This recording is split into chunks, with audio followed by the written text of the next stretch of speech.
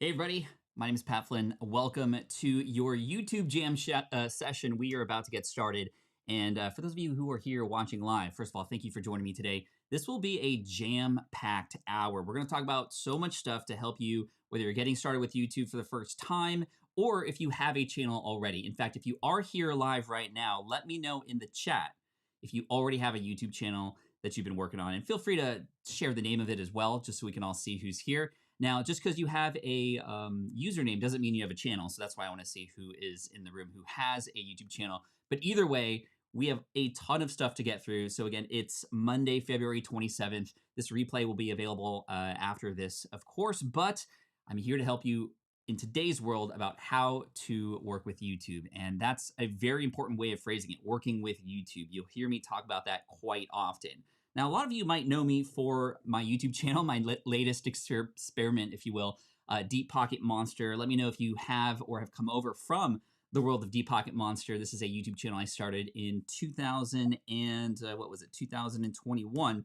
And we currently have 560, actually, we just gained another 1,000 overnight, 563 or 64,000 subscribers and over 128 million views, which is pretty wild. But there's a lot of other channels that have started recently that have also done well. This is one that I follow called Dad, How Do I? Because I'm just going to be honest with you, I'm not, the most, I'm not the most handy of a person, if you will, when it comes to household things. Tech-wise, YouTube, I'm your man. But when it comes to house stuff, I need some help from this guy. And it's really cool because this channel started during the pandemic where a lot of people were at home for a while, of course. And now with over 4 million views, this is a very good search-based channel. So information, how to answer certain questions that a lot of people had during that time. 4 million subs and 20 million views. Next, this one I'm going to be talking about a lot. You'll notice that the thumbnails aren't the best, but there's something in particular that this person did, Brady Brandwood, in, I think it was October of 2021 that they did that skyrocketed their channel. They started in 2006. I don't know why I said the 6. I think I'm, anyway, 2006, and they were going nowhere until something happened a year and a half ago, and we're going to talk about exactly what that was and why that's important to you, because we want to follow the same kind of things. That's the cool thing. You can have had a YouTube channel for a very long time, and then finally, once you hit the formula and you figure it out, things can work really, really well. And then, of course, a lot of you know me from this channel and my brand, Smart Passive Income. The Pat Flynn YouTube channel has been around for a very long time, since 2009. And as you can see, I've made a lot of mistakes, and it's taken a very long time to get here. And then on my newest channel, we surpassed this within like a year and a half. So I've learned some stuff. A lot of people see the new channel and they're like, Pat, you're an overnight success on YouTube. Definitely not. I want to get that out of the way. This has been since 2009 since I've been on the platform, making mistakes, falling flat on my face, and then coming back. And I want to pass on a lot of that knowledge to you so you don't have to wait 12 years until you finally get some momentum on the platform. Now, I want to share with you my very, very first video. Now, I'm not going to play it here, but this screen that you see right now is from the very first video. And it's a video that was published in 2009. And this screen that you see on here was here for like a minute of me just talking. It was, if you go and listen to it or watch it, I'm very timid. It's boring, and there's nothing happening on the screen. And so I'll save that for you later because I might lose a bunch of people after that. It's very embarrassing. But you know what? As my buddy John Lee Dumas once said, you got to be a disaster before you become the master. And it's the truth. You talk to anybody who's successful on YouTube, unless they were happening to be one of those 0.01% of people who have that overnight success, which is not, again, usual. They're going to tell you that it's a grind, that it takes a lot of hard work, and you have to learn a lot of things along the way. But again, that's why we're here, so we can fast forward that learning for you and not have to worry about any of that. So here's what we're going to talk about today. We're just diving right in because we have a lot to talk about. Like I said, I wish I could just be here and hang out and chat with you. But this, I want to be one of the most valuable things you watch this year. Well, it's only February. Let's say in the last 4 years. I want this to be one of the most valuable things you've seen. So here's what we're going to learn today. You're going to learn about setting up your channel, and specifically things that you might want to do before you even actually record your first video. But even if you have recorded your first video already, that's okay. We're going to talk about your channel, how to approach it, and the very first thing I do, so you don't choose the wrong direction, the best way to know how to make a channel that's worth subscribing to, and how YouTube's algorithm really works, and how to take advantage of that. You're going to hear that word algorithm quite a bit. For those of you who are new to YouTube, that's essentially the formula YouTube uses to know who to shoot your video out to. And the truth is, it's not your subscribers often. There are people, and you might be subscribed to channels, who come out with videos and you don't even see them. And that's because YouTube knows, based on people's search histories, profiles, etc., that there are better videos for them out there. So how do we, as YouTubers and creators, create videos that will get put in front of people? And here's the cool thing, even though that's kind of like, like, wait, people who subscribe don't even see the videos sometimes? No. But that's also a good thing, because people who aren't subscribed to you can definitely find you too. And you'll hear me talk about algorithm quite a bit here today. And it sounds very scary, but there is a certain way to think about it that makes it plain and simple. And we're going to talk about that today. Next, we're going to talk about your videos specifically. We're going to do a breakdown of what I like to call the click and stick strategy. The click and stick strategy. This is very, very important because you have two parts to it. The click, which is getting people to notice your video and click and start watching. And then the stick. How do we get people to stick around? If you can do those things, you're going to do very, very well. Next, how to generate titles and thumbnails that get people to click, and how to hook people into your videos, and the most important data that you can look at when it comes to your videos to make your videos even better. And then finally, we will talk about monetization a little bit. You have to unlock it on YouTube for ads. However, even if you don't do that, even with a few subscribers, you can still generate an income, not directly from YouTube, but indirectly by promoting other products as an affiliate, or selling your own products, or brand deals. We'll just kind of glaze over that a little bit, just so you know. Also, this is a little bit of a window inside of one of my courses, YouTube from Scratch. This is our latest course, actually, that came out inside of this Smart Passive Income brand. And so I'm just going to share a lot of this with you. And I just want to be upfront with you, as I always am. The very end, I will be talking about that. I'm going to be sharing a way to get into that program if you'd like. But either way, I want you to come away with this as one of the most valuable sort of teaching lessons that you've ever seen on YouTube, whether you get involved with that or not. So look out for that in the end. We have some fun things going on to help you even further. But for right now, let's dive into some myths, because there are some myths about succeeding on YouTube. A lot of people think, myth number one, that you need super fancy equipment to succeed on YouTube. And the truth of the matter is, no, you don't need super fancy equipment. The truth is, you need better stories. Better stories are better than better camera equipment. It's one of those things that I think a lot of us who do photography or videos, we often assume that the camera is what makes the shot. But it's actually the person and the approach, and in the world of YouTube, the stories that you tell, the way you frame your videos, that make it work, not necessarily the cameras. Now, obviously, if you have better camera equipment, better microphones, things like that, that will obviously help, but it's not necessary. Case in point, this is that YouTube channel I shared earlier, Brady Brandwood. This is a video that he created. You might have seen this video. Look at the title, Keeping a Grocery Store Lobster as a Pet. And look at that back there. He's using an iPhone to shoot this thing. It's not the best camera quality in the world, but it's a really amazing story. Going to a grocery store, buying a lobster that one would normally cook in a pot, bringing it home and, rehabilitating it, raising it. And that story is amazing. And you'll notice here, that's Leon the lobster. Let me know if you've caught wind of Leon the lobster. And also, lower left-hand corner, pay attention to how many views this one video has. 18 or 19 million views, which is absolutely wild. So no, you don't need fancy camera equipment.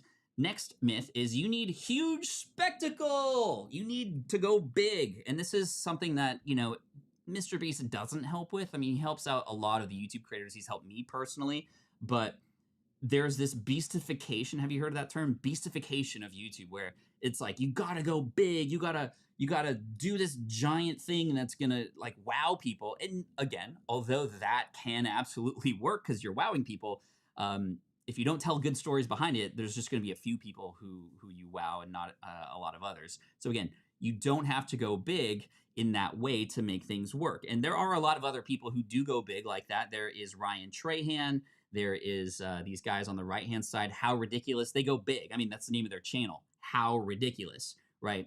But they're still fun to watch, but you can make videos that are fun to watch as well. Brady Brandwood, again, lobster guy. Now, you'll notice something funny about this. These are the videos that have to do with Leon the lobster. He still has other videos that are in there, and there's a mistake or two that he's making here, but Look at the Leon the Lobster videos and how many views they have. People are infatuated with Leon the Lobster and that story. Millions of people. And then he comes out with a video about DIY aquarium chillers. And as you can see, the niche of the lobster has found him, not him founding the lobster, but people who are interested in this. And again, it's not a huge spectacle, but it's a good story for sure. Michelle Kerr is an amazing YouTuber who tells great stories by trying things. She tried the SWAT Academy. She tried 911 dispatch. She tried etiquette school. And all these things tell a story about things that we are often very curious about. Again, not huge spectacle, but a huge story. A story worth watching, right? Next, we have Charlie Marie. You might not know who this is, but this is a good friend of mine. She is a web and software designer, like graphic designer. And she has an amazing tribe of people who follow her specifically because she's very open and honest about what it's like to work in that industry. So for many other people, it's like, well, I don't even know or even care. But for people who are in that industry, she provides a lot of real life advice on how to build a career and how to do that work and how to make sure you get paid and all that stuff. And she's got over 200,000 subscribers. Big shout out to Charlie. There's also, the fishing community is really interesting. So I've been getting into fishing a lot. And I've, just like I did when I went into Pokemon, I'm like noticing a bunch of things within the fishing community on YouTube. And there's really interesting things. The fact that you can do really well by finding your own lane, right? So let me share with you the bass fishing community. This is Tactical Bassin.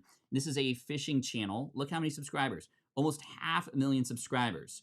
But these guys go very detailed into specific lures. They talk about the different kinds of lures. They compare the lures. You can even see them in their thumbnail.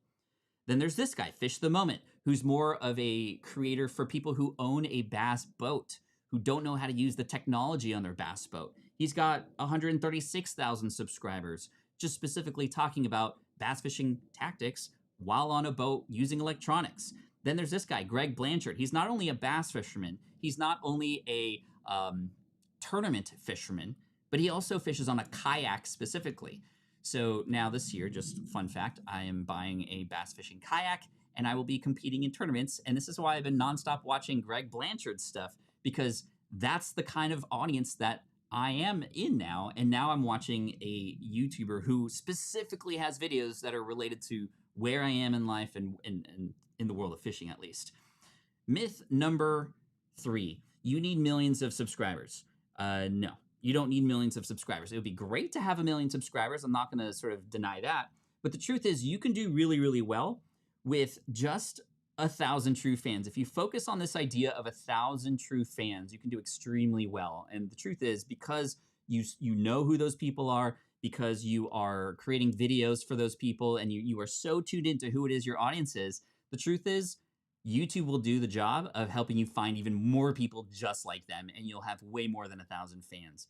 And you can do a lot with 1,000 fans as far as building programs, coaching, even ad revenue can be high in certain industries with just 1,000 true fans. So true fan is the important word there, obviously, because you're focusing on the experience of those people specifically, making them feel like they belong to something, making them feel heard, and giving them some attention, right? So that's really important. Myth number 4, it's too late to get started. This is definitely not true. Case in point, my good friend Matt Wolf. Matt Wolf just started his channel not too long ago, and he's already got 100,000 subscribers. He started months ago, and he creates videos about AI and using Mid-Journey to create some really cool images. By the way, this image here was created using AI, and that was pretty cool. So thanks, Matt, for your tutorials. And he's had videos that have had millions of views. In fact, this is what he said recently. Hey, Pat, thanks so much. Means a ton to me. He reached out to me because we were just having a chat about his channel. I said, good job. He said, I gained 90,000 subscribers in a single month. I went from getting 1,000 views a month to 4 million views a month. Mind-blowing. Now, many of you know that AI and such is a big topic right now, and so he definitely is catching wind on that, and he's doing extremely well. And you can see just January 2023 where he was and where he is now. So is it too late to get started? No, it's not. So this is really important to know, because a lot of us feel we're behind, or a lot of us feel like we need to catch up. I understand that. But there's also a way for you to get ahead on things and actually create videos and stories and tutorials and things that people are looking for right now. And again, if you do a good job of that, which we're going to talk about how to do today, YouTube will be like, oh, you created a great video. Let's send it to more people like that. And that's how you can build your audience and your tribe and all those kinds of things. So to finish up here with this section, yeah, anyone can do YouTube, but there's two ways to go about it. You can go, number one, the long, hard road like I did with years of mistakes and frustration, or number two, a shortcut, right? Knowing what works and less frustration. And that's why we're here today. Give me a number two if you agree that that's the route that you want to take. Give me a number two in the chat and we'll go from there, because that's exactly why I'm here. Carthy says, oh my gosh, I follow him. That's cool. Yeah, Matt Wolf is awesome. He's really good, and he's just blowing up right now, which is really amazing. All right, we want to go the simple route, so give me a two. Here we go. We're diving right in, everybody. The first thing that you want to do before you start a YouTube channel is not start a YouTube channel. That sounds kind of weird, but what do I mean by that? I mean, you want to figure out who you're creating videos for first. This is extremely important. You want to profile as much as possible the audience that you're creating videos for. And the more you understand about them, the better your time will be.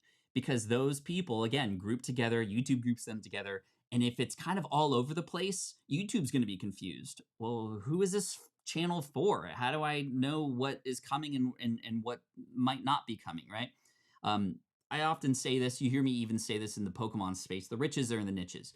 Find your lane and dive into it, right? 1 inch wide, 1 mile deep, and you can do some really amazing things. And if you're worried about, this is very common, like, oh, I don't want to be known as that person, start there and you can expand out. But what I often find is when people start niche, they stay niche because they're having such good results. They're becoming more well-known much faster. There's less competition there, and you can go deeper with those people and truly build super fans out of that, which is really cool.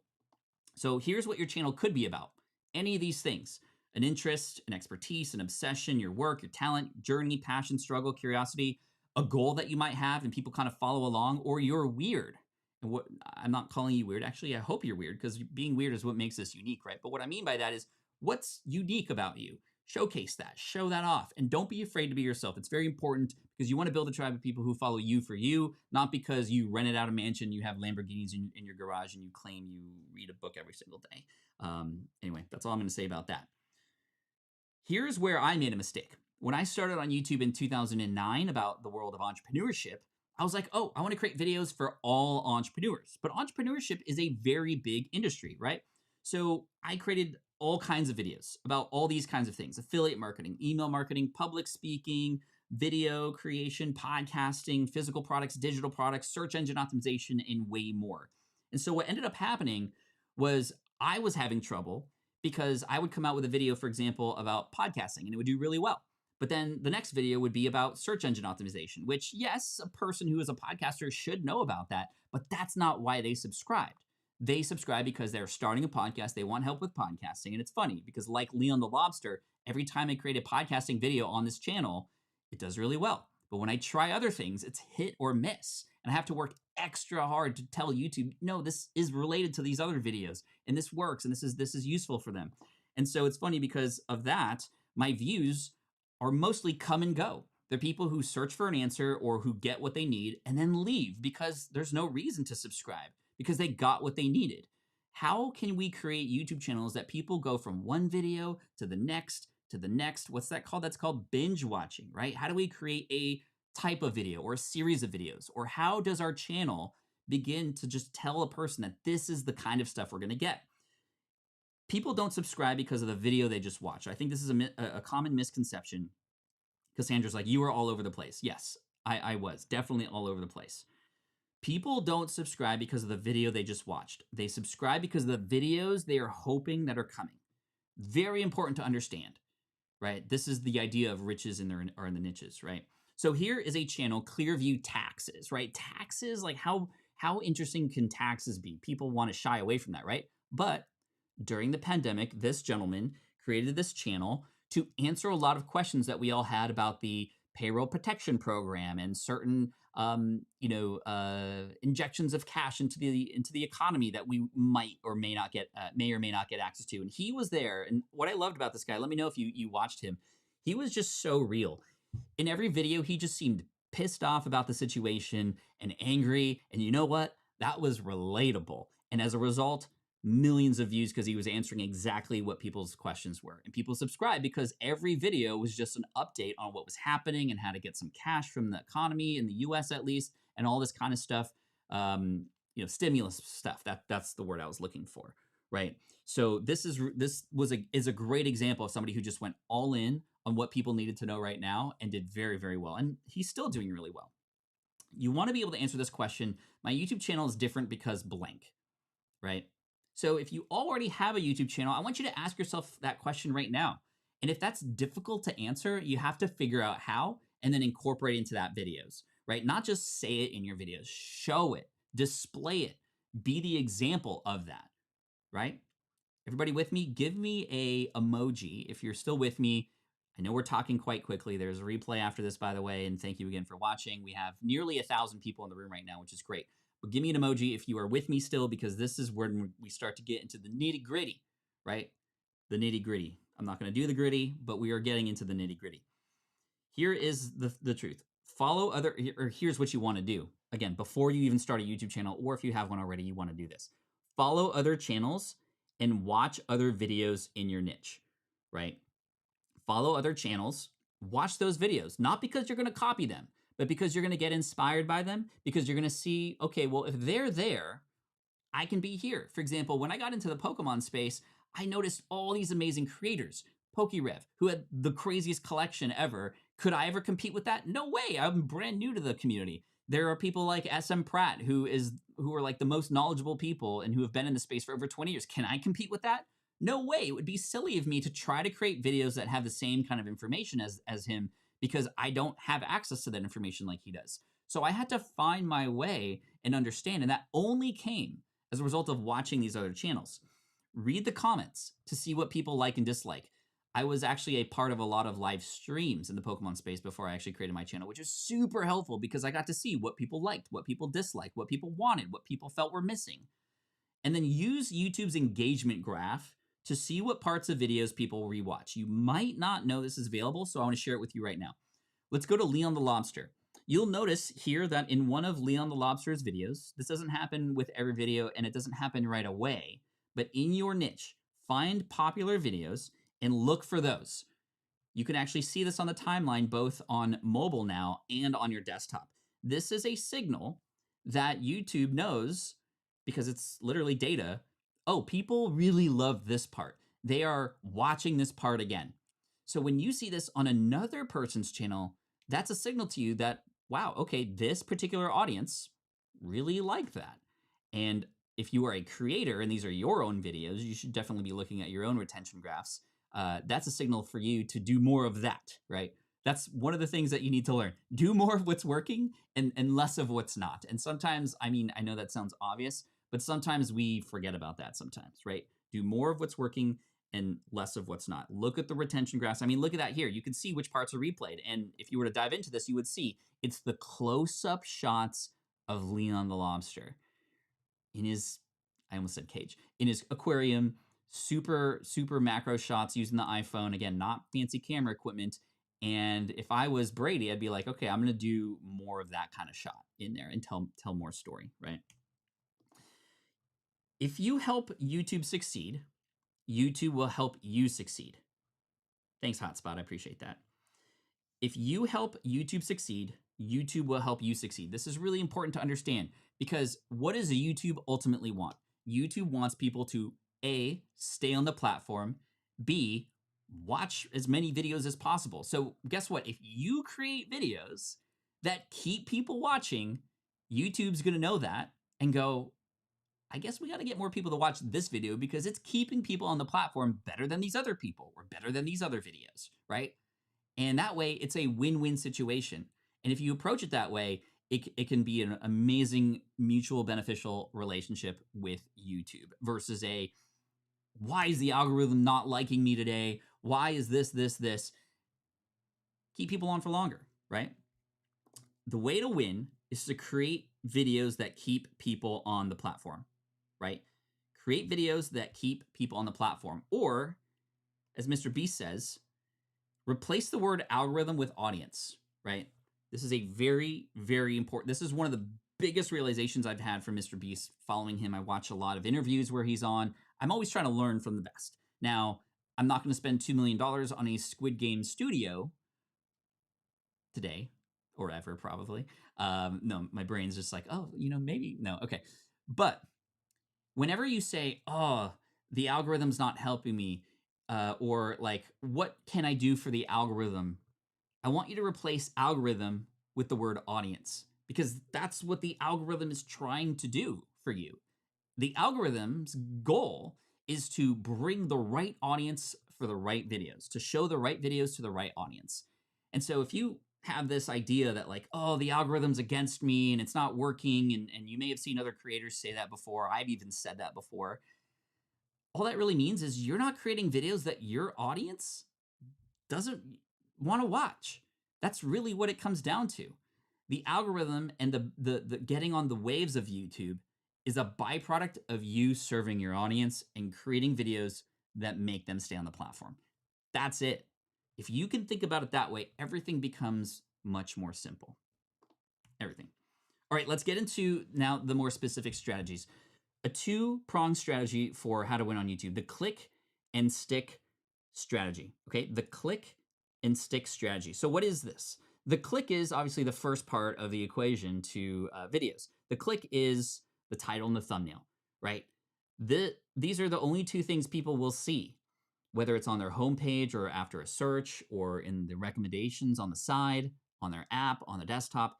The title and the thumbnail is all people see. That's all they have to work with before they watch any second of your video. And the truth is, your videos might as well not even exist if you don't focus on the title and thumbnail.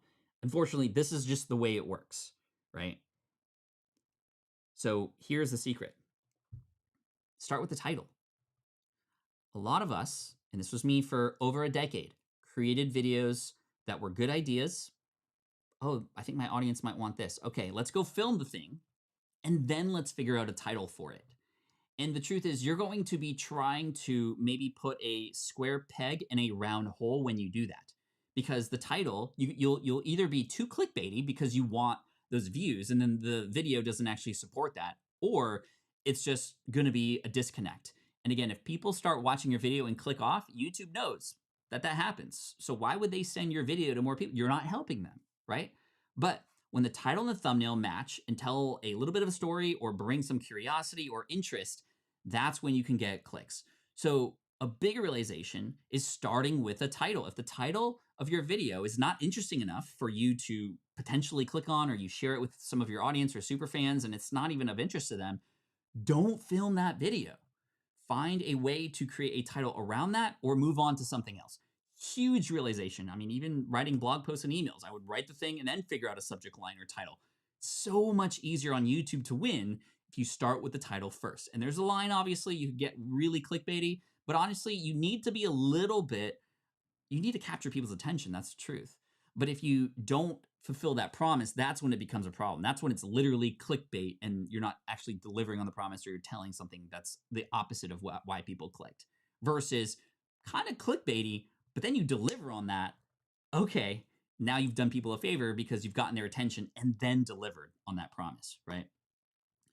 So here is Brady. Again, this is the Leon the Lobster guy. These are some of the videos that he was coming out with before. I mean, rebuilding a KX125 engine completely on the koi farm. Like, those aren't really that interesting of title and thumbnails, right? And even on the koi farm one there on the right, it's like the white words are blending with the white koi behind. But then keeping a grocery store lobster as a pet. And the thumbnail probably could have been included, but I think that blue rubber band on that claw was so important to this video because that symbolizes or signifies that this is a grocery lobster pet, right? But then how can you not click on this? The idea of buying a grocery store lobster and keeping it as a pet, first of all, a lobster as a pet, but a grocery store lobster as a pet, how? Why? What's going on? I have to click on that. And so did 18 million other people said the same thing, right? So I want to do a little quiz with you. For an entrepreneurial audience, here are 4 different title options for a video that I created. And I want you to tell me which one kind of intrigues you or thinks intrigues an entrepreneurial audience the most?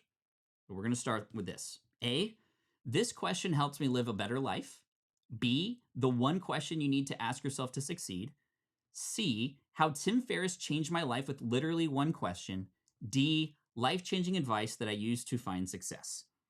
So which one of these, A, B, C, or D, do you think is the most intriguing to an entrepreneurial audience? Going to give you a second.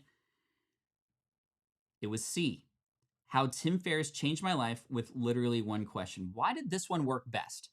It's because in the entrepreneurial world, A, Tim Ferriss is a very recognizable name. Did Tim Ferriss actually ask me this question? He did, but it was in like an email, and it was kind of like a soft question. It wasn't like a hard ask of me, but look how it's positioned. Look at the thumbnail. It's as if we're in the same room together and he's kind of smiling. I found this thumbnail image of Tim Ferriss and it was perfect because it looks like he just asked me the question. And then of course my face there with the reaction. I use Canva to remove the background. He was right. How can you not click on this if you are an entrepreneur and you're kind of struggling and you're wondering what happened, right? So this video, as you can see, had over 100,000 views in 10 months. This was one of the higher performing, highest velocity videos in a while on my Pat Flynn channel. Let's do one for average Pokemon collectors.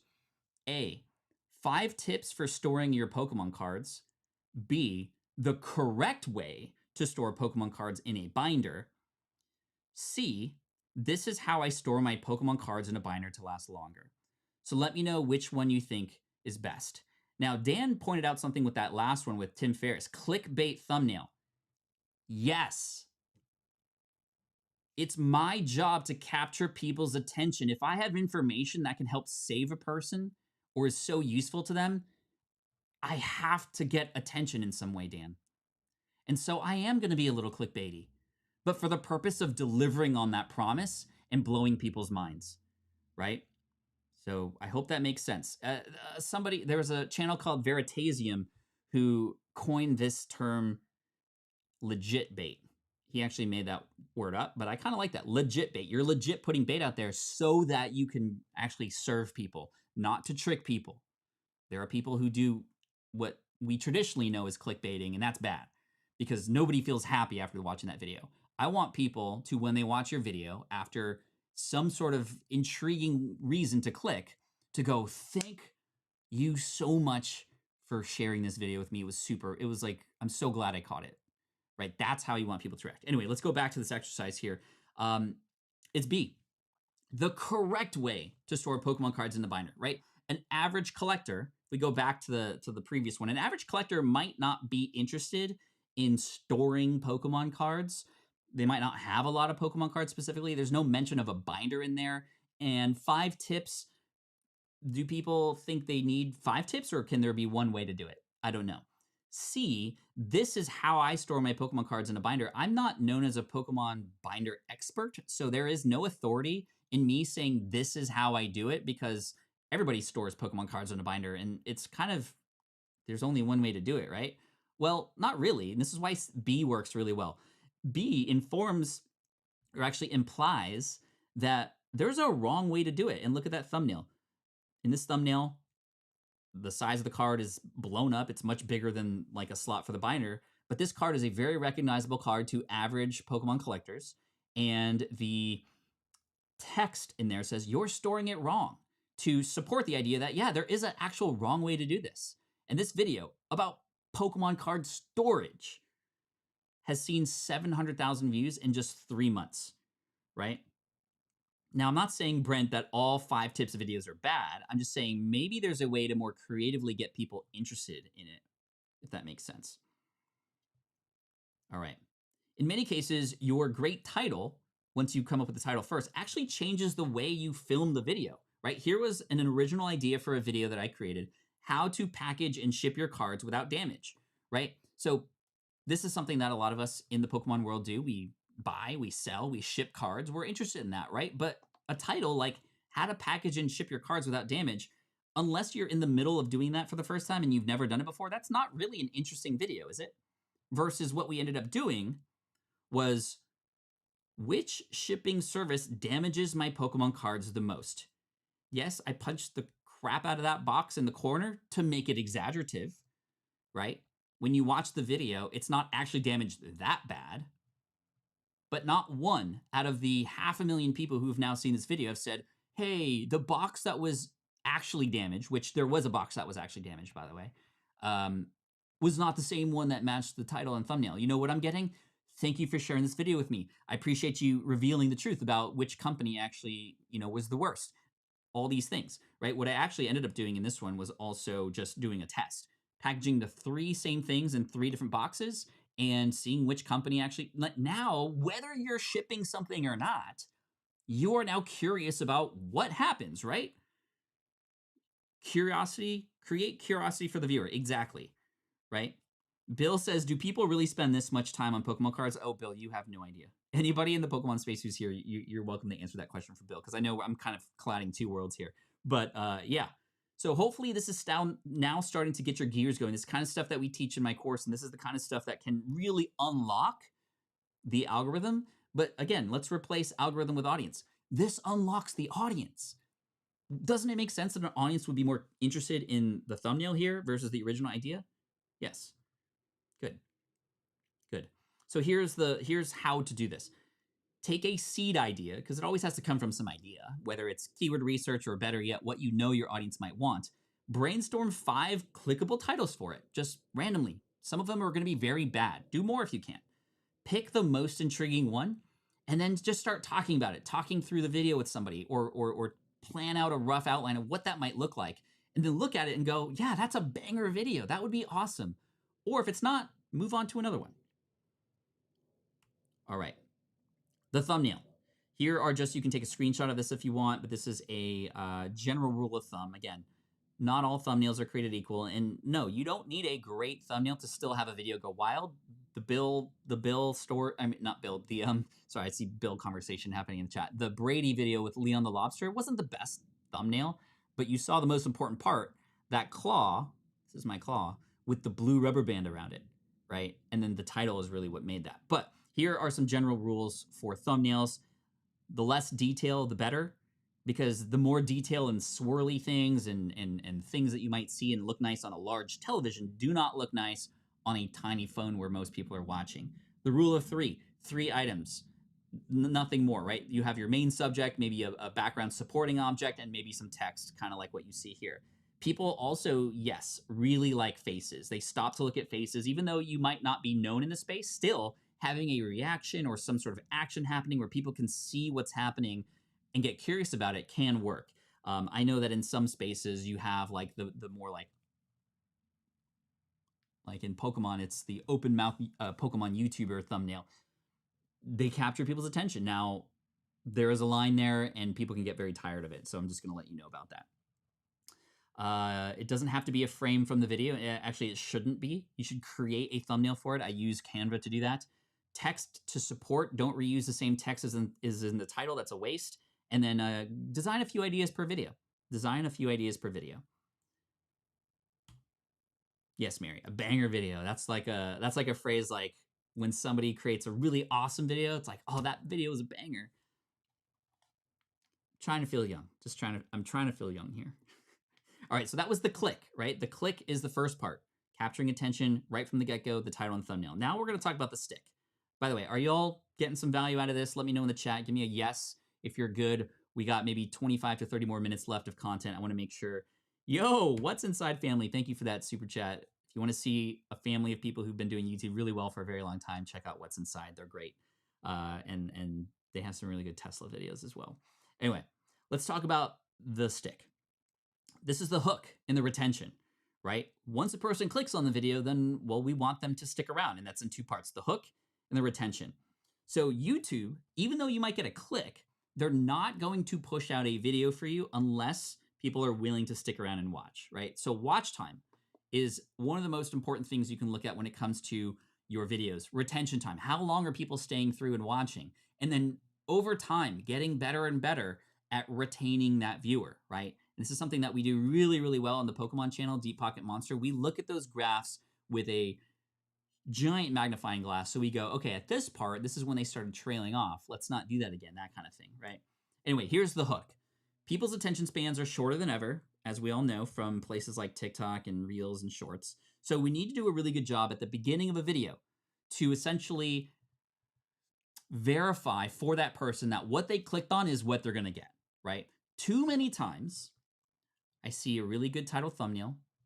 I click on it. This is mostly from students of mine. And then the first part of the video is, hey, everybody, my name is Joe. Welcome back to the channel. On this channel, we do this, this, and this, and this, and this, and this. And today, we're going to do this, this, this. But first, I'm going to do this. And it's like, no, no, no. A person clicked for that thing that you mentioned in the title and the thumbnail. Why are you making them wait, right? Why are you making them wait for that, right? So what we've learned is to just get right into it as much as possible. I have some more tips for you for that. No long intros. Again, if you start your videos with welcome back to the channel, you're creating those videos for your subscribers, which is good. But growth comes from people who don't know you, who have never found you, who don't even understand you or what you have to offer yet. They're there because they clicked a certain thing that you promised them on the title and thumbnail. So starting with welcome back almost is like an immediate disconnect. An immediate, oh, I guess I have never been here. I don't know this person and they're already welcoming me back, right? No branded intro videos. Yes, there are channels that do really well, but in the intro, you want to save as much time as possible to just get right into the thing and hook people in. And number 3, get into the content people are looking for ASAP, right? Ross, that is a super chat. They actually donated $50 to the channel, and that highlights that's called a super chat. And we're not going to get into live streams on YouTube, but super chats are an amazing way for your community to support your channel. So again, thank you to the What's Inside family for that. What's worth a person's time to watch your video and stick to the end, right? A question we often ask ourselves with videos is, well, what's at stake here? What is at stake? Something to think about. Why should he, why does this even matter? It's really important to ask yourself that question. A lot of times we try to avoid that because we are afraid of the no, but you want the no. You want the, well, there's nothing interesting here, so you can fix it before you publish the video, right? Retention. That is, how long can you keep a person watching a video? This is bad retention. This is good retention. And you can see on the bad side, there's less people watching after 30 seconds, so it wasn't a great hook. You see a giant cliff right at the beginning there. And it starts to trail, it's trailing off the entire time. This video was more opening packs, and this is something that people in the Pokemon space see all the time, right? Which is why many people, when they saw this, were like, okay, I'm out. I've seen this before, or I've seen this set before. The one on the right, which was a story we told, and a lot of great strategies in the beginning, which I'll share with you in just a second. Look at that. It's mostly flat. And then even at the end, it still continues through. And then right at the end, you see a cliff because that's when the climax happened, the result happened of this video and story, and then people left, right? It just shows you people do stick around until they get the answer. So really, really working hard to try to get this graph as flat as possible is really, really important. All right, so here's how you can increase retention. A bunch of different ways. You can screenshot this if you'd like.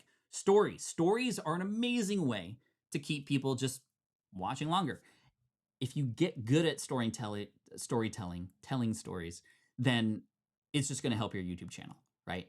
And then starting the art of storytelling, a story arc, the hero's journey, the challenges, the struggles, the overcoming of those challenges. You see it on my YouTube videos on Pokemon. Pokemon, of all things. Cartoons on cardboard, shiny cardboard. You're still able to tell stories. I would say every channel and every niche, there are ways to tell stories. Not every video is going to be this gigantic, epic hero's journey, but every video can still tell a story. It's the difference between, let's say you are a information YouTuber to help people with Facebook advertising. It's the difference between, a video titled Facebook's recent algorithm changes for advertisers versus I test Facebook's new algorithm with a $200 advertisement. Did it work? See the difference? Now I'm putting $200 at stake. I'm not saying you have to put money at stake every time, but the idea being the story now is not, here's the changes from YouTube, which literally every other YouTuber in that space is going to do, versus let's put these things to the test. And then while I'm sharing this story, unlocking, I'm also teaching at the same time, right? That's the big difference there. Create a reason to stay until the end. What's at stake? B-roll footage. B-roll footage might be footage like, that is where you have a video playing.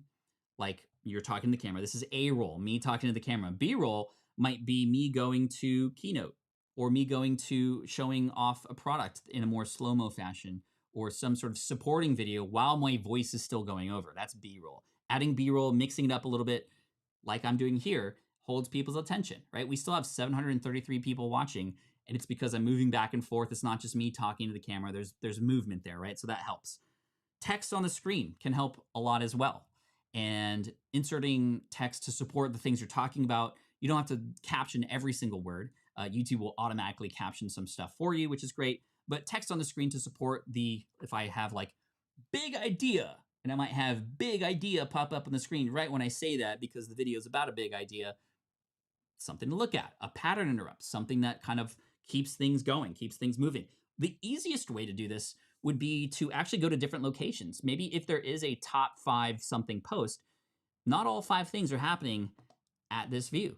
Maybe another one happens at another view. I mean, you want to see just how impactful that can be? Hey, I just changed the camera angle. You see how just that immediately changes things because you've been so used to seeing something in a different angle? I set up that camera just for that demonstration, by the way. Excuse me, but hopefully you can see changing an angle, zooming in a little bit, moving outside for point number 2. All that stuff can do a really, really good job. Thank you, Fishy Blocks, for welcome to Team Flynn, by the way.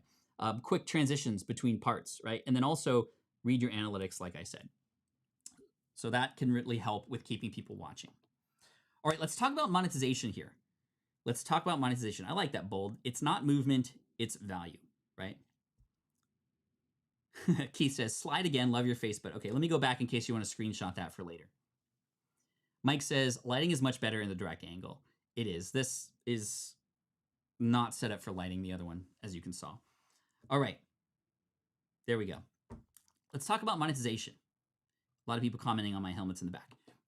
Bring your personality into your videos, right? You don't even, like I'm not even, well, I am mentioning them now, but you can just have some of you in your videos and people will follow you for you, right? Your vibe attracts your tribe, as I often say. All right, let's talk about monetization. YouTube ads, which is essentially run through a program called Google AdSense, you can only connect that and join the YouTube Partner Program for your regular videos at 1,000 subscribers and 4,000 hours of watch time. When you reach that, I know it sounds like a lot, but honestly, I mean, Matt Wolf started 3 months ago. He already has 100,000 subscribers and millions of hours of watch time. So it can happen with one video even. So it's not a lot, but it'll get you going and motivate you to hopefully unlock this. When you join that program, you then now have access to ads.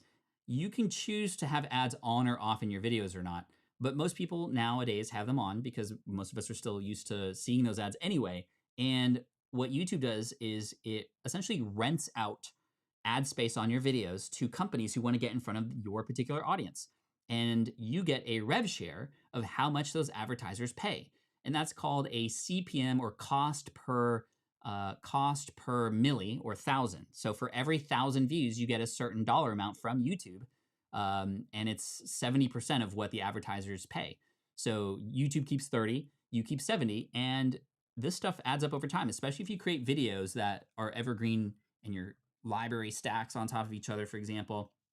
Here is a shot from the Pat Flynn channel, the lifetime revenue from the Pat Flynn channel. I will say that the Pokemon one is already here, but this is lifetime since 2009.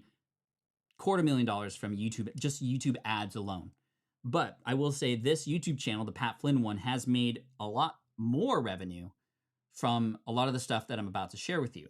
And what I mean is things like brand deals. So a brand deal is where a company is not paying YouTube, but they're paying you directly. And there are agencies that you can work with to do brand deals. But a company in your niche might want to get in front of your audience, and you do a brand deal. That could mean a 30 to 60 second ad for that company or the product that they're promoting. They pay you a certain number of dollars, and then they have an expectation that you'll put their product in your video.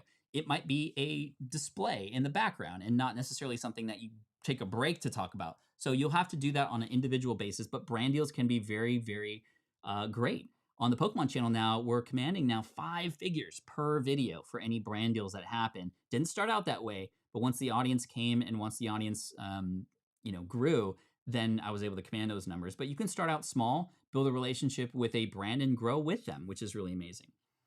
Next, you can do affiliate marketing. Affiliate marketing means promoting or recommending an other person or another company's product. This is a very popular way to generate income, even without 1,000 subscribers on YouTube.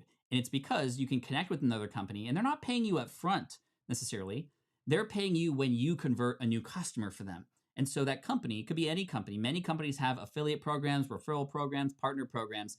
They will pay you a commission essentially when you convert a customer for them. They'll give you a special link such that when people go through that link, it's actually like tied to you so they can track it and you can track it. And then you get paid for that.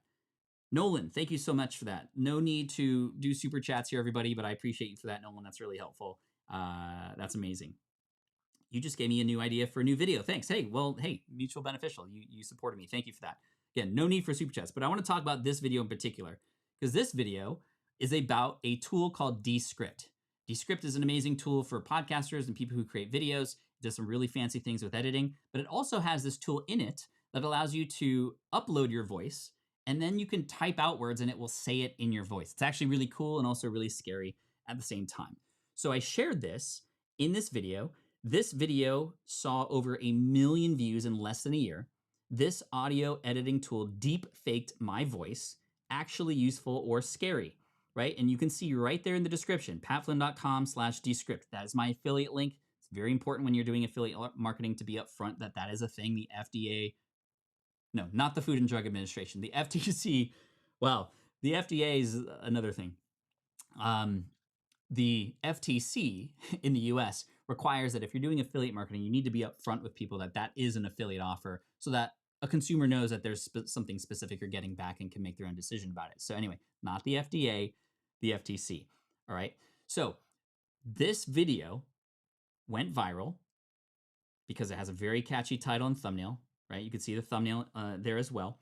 It has an affiliate link in it for other people who wanted to get access to it. Since this video came out, you can see the commissions. Total value, $35,000 down there at the bottom for over 3,000 people who click through and then actually paid to get access to this tool. So I didn't ask anybody to pay for anything. I just showed off a really cool product and how to use it. And check this out.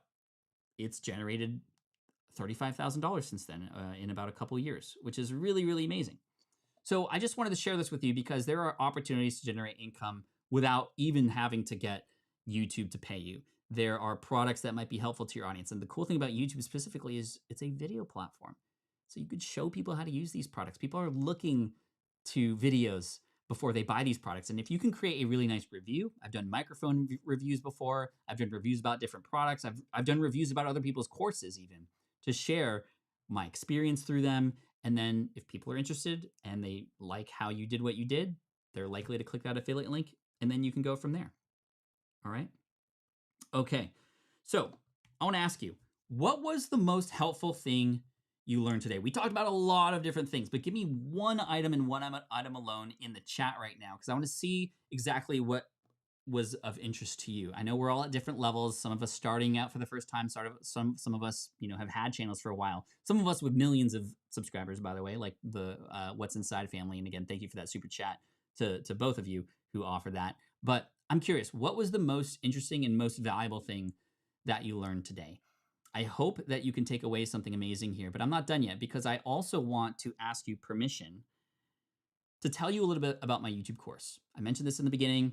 Shouldn't be a surprise.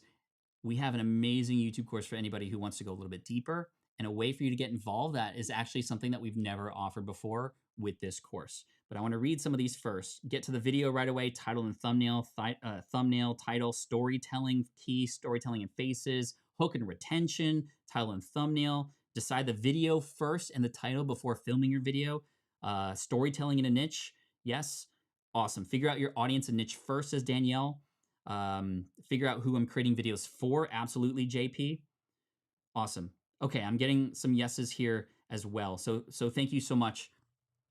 I'm going to tell you about YouTube from scratch because YouTube definitely, as you know, is a huge opportunity. And a lot of us were like, where is YouTube going? Is it going to die? It's actually getting stronger, right? It's getting better. YouTube's putting more resources into it. We as creators are seeing that as well. And it can be super overwhelming. There's a lot that goes into YouTube, right? But the way that we teach it in our course is to reduce the overwhelm. We actually don't talk about all the things with YouTube because you don't need all of that, right? The goal here is to get to 1,000 subscribers in as quickly as possible. So I want to introduce our newest online course, which is called YouTube from Scratch, open again. It's open again now in a very interesting way. And again, the cool thing about this is it's offered in a way that kind of takes you along the journey. I actually create a new channel, not the Pokemon channel, a brand new one, and you kind of follow along in the process. And again, the goal is to remove the confusion and get you to 1,000 subscribers on your channel, or if you have a channel already, to 2x your growth, which is really, really important to do. And this course is really amazing because it actually walks you step by step through that process. It has more examples, more ways that you can pull a lot of what we talked about and a lot more. And we actually go through, and this is, I got to give a shout out to my partner, Caleb. Caleb is my videographer. We created this course together, YouTube from Scratch. And it was amazing because we launched it for the first time at the end of last year. And it's only been a few months now, and we're already getting several results. People saying they're getting 3 times, 5 times, 10 times the amount of views that they often got before creating their channel and starting their channels and getting to 1,000 subs within a relatively short period of time, which is really amazing. So you can get access to the entire course for only $499, right? This is the price of all of our courses, by the way, $499. And this is a one-time payment, which is really cool. But we're doing something new that we've never done before, and this is gonna blow your mind. Or you can get access to the whole course by itself. You can get access to it instantly for $499, or you can get access to the All Access Pass. The All Access Pass was launched in 2022, and here's what this includes. You get access to YouTube from Scratch and our entire course library. There's over a dozen courses: Power Up Podcasting, Affiliate Marketing, Email Marketing, Webinars, how to run the finances in your business, etc. You can get access to an active community of other like-minded entrepreneurs just like you. And studies show that when you're going through these courses and doing things together with other people, you're 60% more likely to complete these things. And that's really important. You get access to my team. There is a guide to help you along the way. Just access to the courses alone would not be enough. Actually, that might be confusing because it's too much information. So we actually give you pathways through them. You graduate from this course and then you go to this course, but then you go to this course and then you go to this course. So we have pathways through these courses to help you no matter where you're at in your business. And the best thing is you have these accelerators. An accelerator inside of the All Access Pass are classes of people who go through these courses together.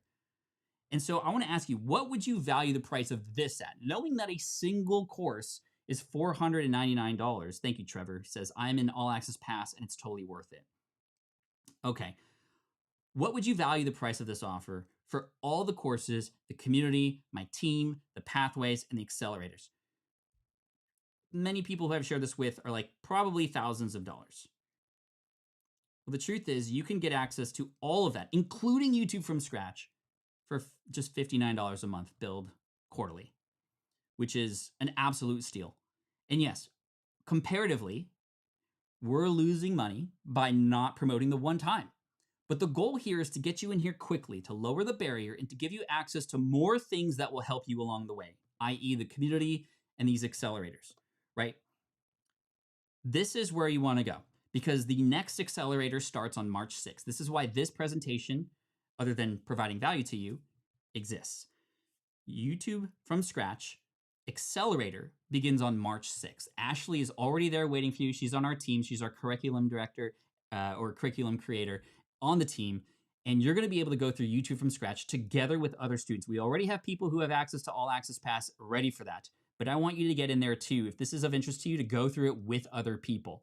If you go to smartpassiveincome.com/YTFS, YTFS, you'll be able to get access to it. And I want you to get in before March 6th because there's a community waiting for you there.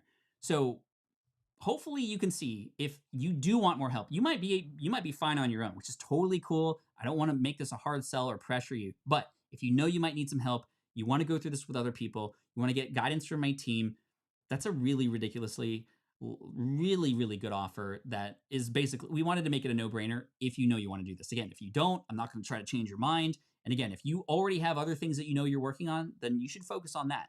But if you know that this is what you want this kind of help at this kind of level to help you fast forward your results, then this is where you definitely want to go. you want to go to smartpassiveincome.com/YTFS. And again, much, much more massive value than getting it at the one-time price. But I know some of you still will want to get it at the one-time price because you just want that alone and do it yourself and you're kind of on your own, and that's totally fine too. So I'm going to spend at exactly the hour right now, which is really amazing. So I understand if you have to go, but I hope that you go here. March 6th is when our accelerator for YouTube from Scratch Smarts. How does that start? How does that work? Well, you get in, and actually, if you go to YouTube from Scratch's website, you'll go here. And then if you scroll down, actually, you see me and Caleb there. But if you scroll down, you'll see this is where we have those offers, and you can choose either one, the one that makes sense for you. And you can even click on what's included at the top to get there as well. But when you go to smartpassiveincome.com/YTFS, that's what you'll see. Now, the way the accelerator works, it's really amazing the way this was designed, because we've run boot camps before, which were thousands of dollars, where for like 8 weeks, for example, you'd have to show up 2 times a week on a call for 2 hours. And it was like intense. It was like university, right? But we wanted a happy medium that would allow for you and your busy schedule to still fit this in. So what we have now is community-powered asynchronous learning. What that means is you're able to come in, and yes, there is a number of lessons you need to go through each week, but you don't need to be on a call to get those lessons, because those lessons already exist in the community. You get through them, you turn in your homework and your work so that you're making progress. And then there's office hours in case you want to get access to somebody and ask questions too. But you're doing this, there's a community, you can ask questions, support each other, hold each other accountable, all that kind of stuff as well. So it's like a perfect medium between the DIY, you're totally on your own, and like you have to show up to class every day at this time, because if you're like me, I mean, you're totally busy, right? So again, check it out. Here's the link below, smartpassiveincome.com/YTFS. So yes, $59 a month is what it would come down to, but we ask you to pay quarterly, because that way you can actually at least invest in yourself 3 months to get through a bunch of stuff and see how awesome this is. And if you find out that it's not for you, then it's not for you, and that's okay. But we wanted to make the barrier to entry as low as possible. Yes. So quarterly, it's $179, but that comes down to $59 per month billed quarterly. No, not $59 per quarter, $59 per month, but it's billed quarterly, which is, it's just a fancy way to say, because we can understand monthly better than quarterly, but we bill you quarterly, right? So anyway, let me know if you have any questions. I'm going to be here for the next 5 minutes to answer any high-level questions that you might have. It could be about the course, the accelerator, or about YouTube in general. I saw some questions earlier about shorts and live streams. I'm not going to get into that. We actually don't even get into that in the course, because we want the focus to be on these longer form videos that can help you get in front of more people. There are a lot of people who I know who are doing really well on YouTube with shorts, and they literally have hundreds of thousands of subscribers just from shorts. But here's the thing.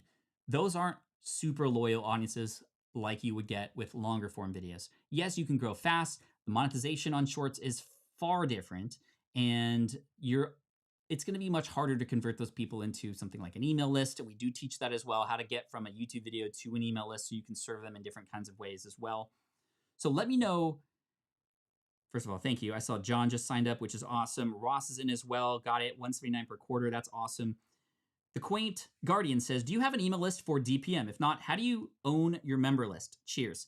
I do have an email list for Deep Pocket Monster, and it was actually created in the older way that we did giveaways. We now do giveaways on Google using Google Forms. However, when you do it that way, you don't get to keep that list. Although I have those emails, it would be actually illegal for me to send emails out to all those people because they didn't opt in to get emails back. They opted into a giveaway. So the way that you diversify in addition to an email list is to get people onto like an Instagram or TikTok or some other way, such that if one thing were to fail or have an algorithm change, then the other things can help pick it up. But the truth is, an email list does exist for Deep Pocket Monster, and I do collect it, especially from people who either purchase something like merch, and then of course the card party, which is an event I'm holding this year. There's an email list for that as well. Cool. How many channels does one start to do different topics? You know, I would start with one channel that's for a specific audience, an audience that can binge watch the content that you come out with, right? That's how I would frame it, because in many cases, when I talk to people who want to start a channel who have different interests, they want to talk about 3 different things for 3 different audiences. Now, you will see some channels out there of people who talk about all kinds of random stuff who still do really well. And that's because over time, they've built up an audience who now has fallen in love with them. And now they're at a point where they could do kind of whatever they want. And it's very difficult to start that way. It's not impossible, but it's very difficult to start that way. Case in point, a photographer named Peter McKinnon. Peter McKinnon is a photographer, professional photographer, who did videos about photography using specific camera equipment, using specific apps, using specific tricks. He had a very famous video go live where the thumbnail was actually a close-up view of a camera lens with a knife on it. You see that thumbnail and you're like, is he cutting the lens?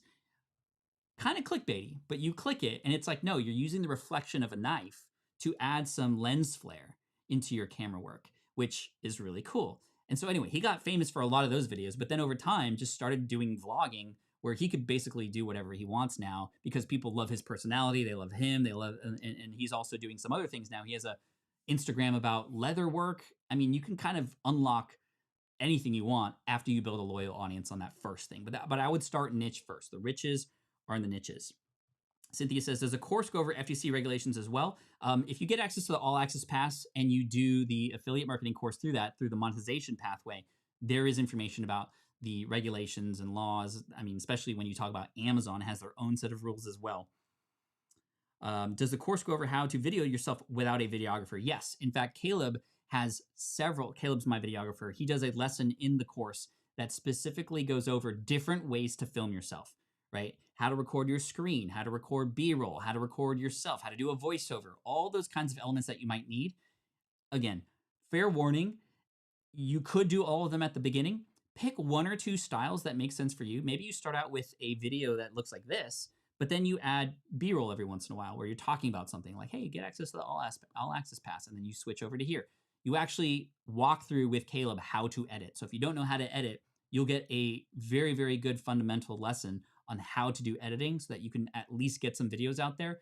And over time, you can refine. You'll also be able to find people to help you with that as well.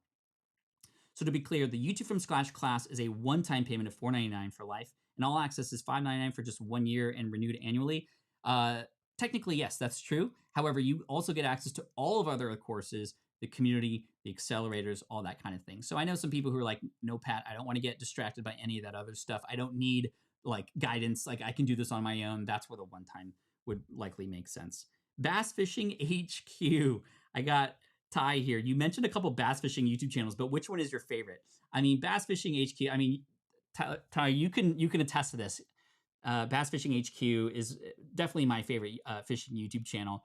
And he and I got in contact with each other on Instagram and was very inspired by Deep Pocket Monsters. So I gave him some tips, a lot of the same stuff I teach in the course.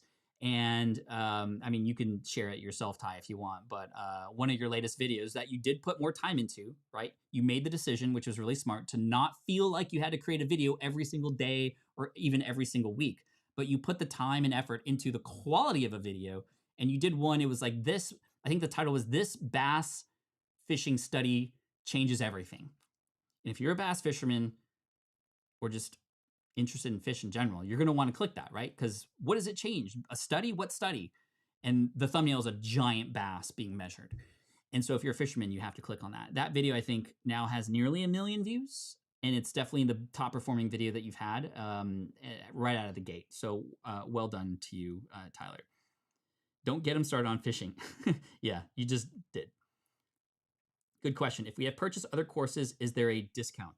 Bass Fishing HQ said you were 100% correct, and I came up with the title first. If you are a course student of mine already, and you want to get access to the DIY, there is a student discount. It's the same student discount that I always shared. So if you heard it before, there it is. I'm not going to share it here in case people who aren't students use it, but you can email help@teamspi.com and you can get that discount. If you're already an existing course student and you're getting access to the DIY version, the $4.99 version, then we will honor that 10% discount because you're already a student. But the All Access Pass, which is way more involved for our team, we feel it's a very fair price at what comes down to $59 a month or build $179 per quarter. Ross says, this is great info. Appreciate your sharing of experience, opportunity to grow with others. with others to grow. Thank you so much, everybody. We are 10 minutes now over the hour, so I'm going to close up shop. And I just once again want to say thank you to everybody who's already joined up. We're looking forward to seeing you on March 6th when we start that accelerator. Whether you, you know, can get quick into it or not, I mean, you'll always have access to it and all the other courses there as well.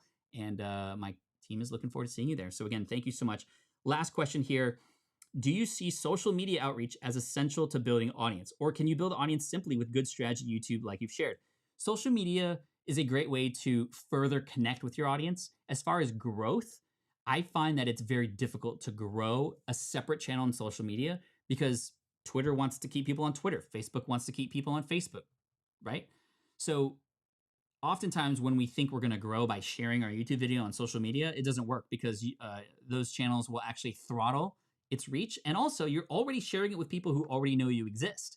So I would spend more time on creating better videos and then talking to people on social to get them to know you a little bit better. That's how I would use it.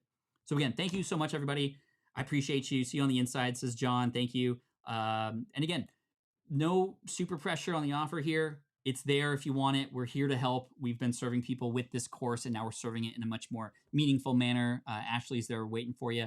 And if you don't get involved, that's okay too. I just appreciate you for being here. And I hope that you go back and watch and you can take away something from this that you can then actually implement and see results from. So maybe it'll take some time for you to see that this stuff actually works and you can come on this later. But our accelerator starts on the 6th, and I hope we'll see you there.